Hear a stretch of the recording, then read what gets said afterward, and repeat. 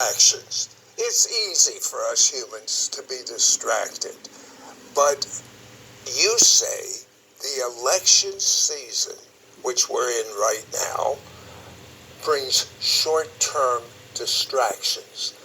And I heard you talking about this the other day, and I thought, wow, that is exactly what's going on. What would happen if believers talked about the Word as much as they talk about politics?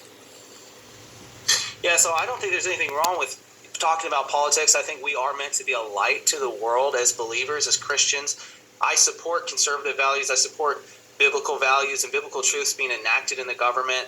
And I vote pro-life. I vote conservatively, and that's where I'm at. And I even support, I'm literally making a film about Donald Trump right now. So I support the things that I believe God has led me to support based on the Word and based on the leading of the Holy Spirit.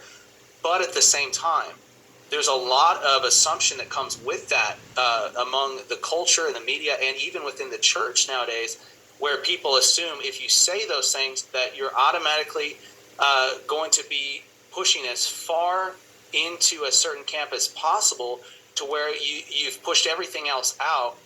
And the Holy Spirit wants us to be Jesus first focused. He wants us to be focused on, what did Jesus tell me to do? The last commission he gave us before he left the earth was go into all the world and preach the good news.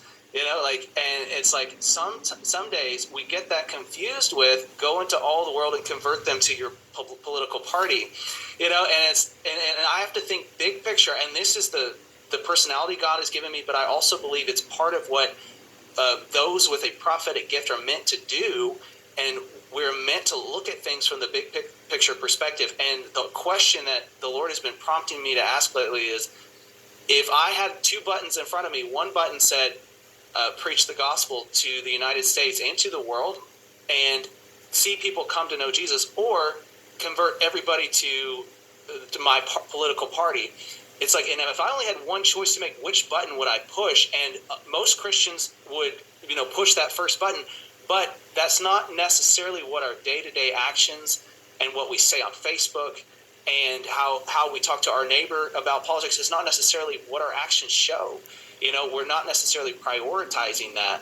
And sometimes just the desire for our political opinions to be heard can get in the way of what the Holy Spirit is actually wanting to do and say. Now, I believe that God can use politics as a platform to preach the gospel, and I believe that God is working in the political arena, and he calls specific people to be involved in politics in major ways, and he